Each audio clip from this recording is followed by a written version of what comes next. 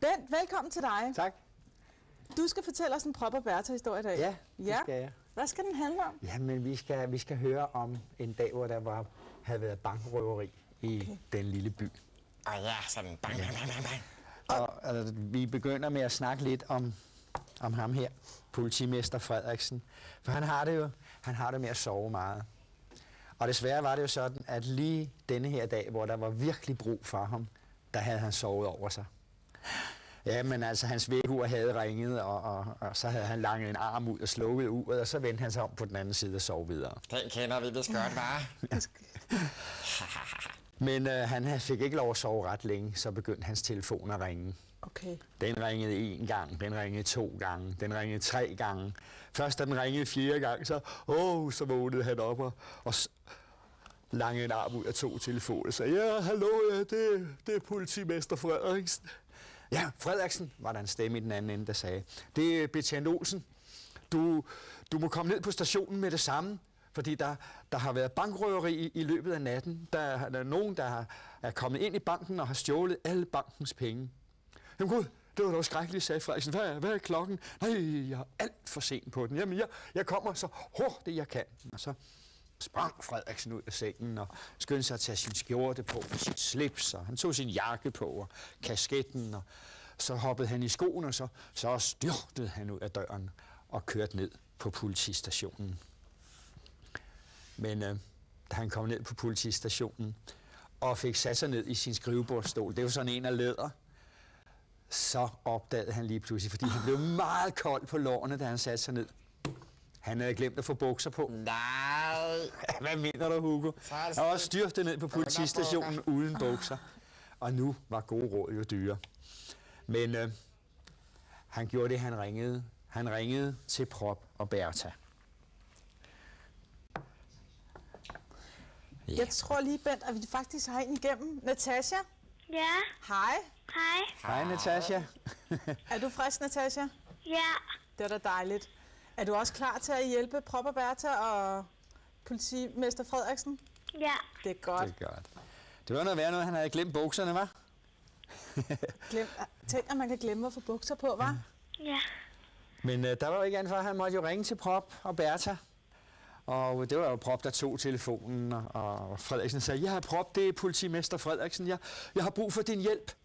Jamen selvfølgelig Frederiksen, sagde Prop. Vi er altid villige til at hjælpe. Hvad kan vi hjælpe dig med? Jo, sagde Frederiksen, siger du, det er jo det her med mine bukser. Ja, sagde Prop, hvad er der med dine bukser? Ja, sagde Frederiksen, jeg ved ikke rigtig, hvordan jeg skal få det sagt, men jeg har glemt at få bukser på. I sagde Prop, hvordan i alverden kan man glemme at få bukser på?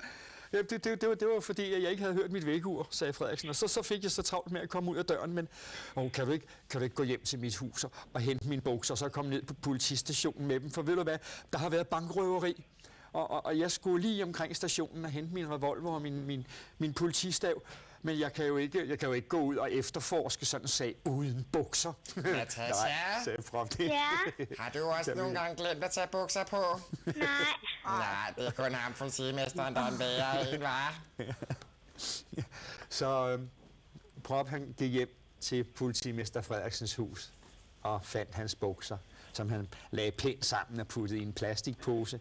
Og sammen med Bertha gik de så igennem byen for at komme hen til politistationen. Men på vej hen til politistationen, der kom de forbi banken, og der opdagede Prop, at der var stor opstandelse hen foran banken. Der stod simpelthen en masse mennesker og fyldt op på fortovet. Og de var alle sammen meget ophidsede. Hvorfor tror du, de var så ophidsede, Natasha? Hvad tror du, der er sket? De har ikke nogen bukser på. Ja, det kunne være, at de også har glemt at få bukser på. Han har ikke nogen bukser på. Det var nu ikke derfor. Nej, de var jo ophidsede, fordi der havde været bankrøveri. Kan du ikke huske det? Bang, bang, bang, bang, bang, bang, bang, bang, bang. Alle bankens penge var stjålet. Og sammen med alle de der ophidsede mennesker, der stod der også et par politibetjente, som ventede på, at politimester Frederiksen skulle dukke op. Og Prop, han gik hen og snakkede med de der betjente sammen med Bertha for at høre, hvad der egentlig var sket. Og det viste sig, at i løbet af natten, så var der nogen, der havde brudt vinduet op omme bag på banken og var kravlet ind og havde stjålet alle bankens penge. Ja, så en af betjentene. Det eneste spor, vi har af forbryderne, det er den her hue. Og så viste han Prop en hue. Og da Prop så den hue, så sagde han, jeg ved godt, hvem den hue tilhører.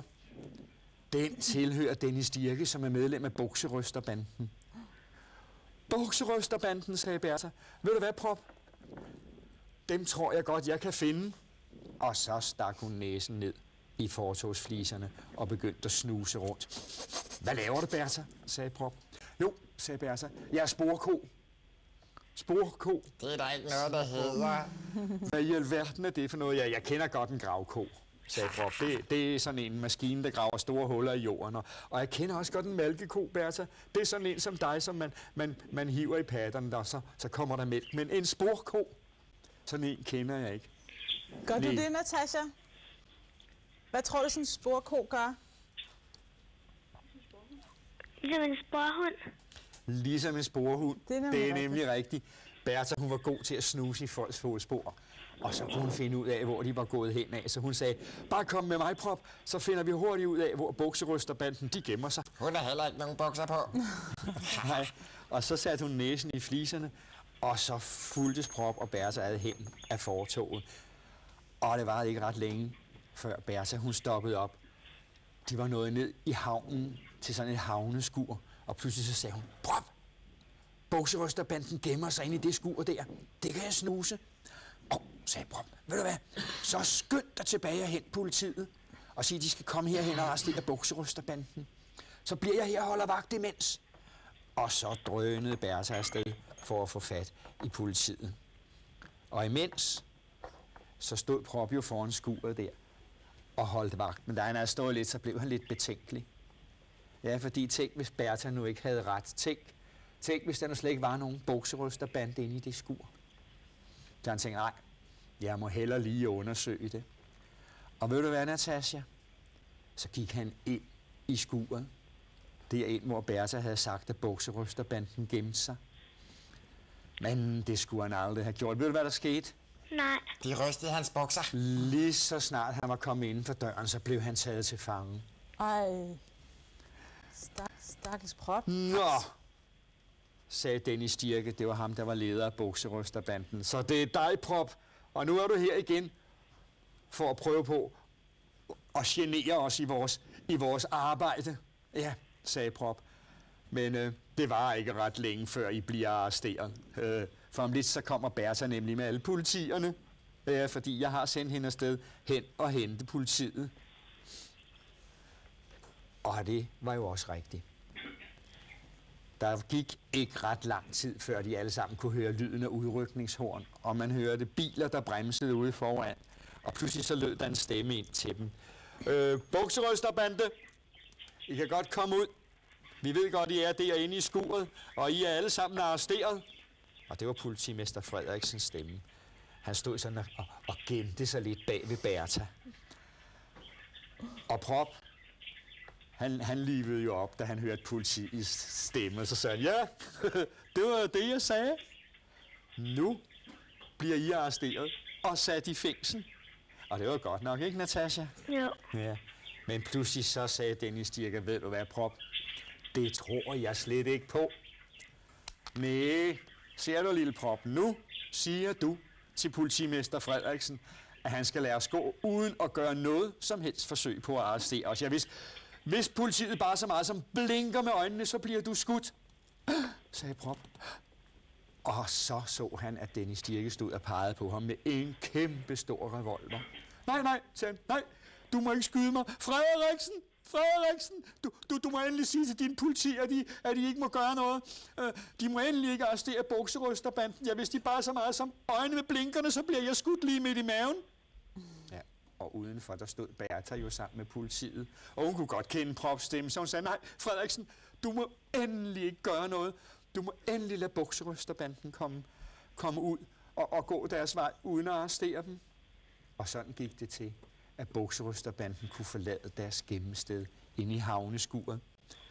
For da de kom ud, så gik Prop jo forrest sammen med Dennis Dirke, og de kunne alle sammen se den der store revolver, der pegede lige på prop. Men ved du hvad, Natasja? Nu er det, du skal hjælpe. Ja. Fordi nu skal vi jo finde ud af at få afledt Dennis Dirkes opmærksomhed for prop. Tror du kan larme? Er du god til at larme? Ja.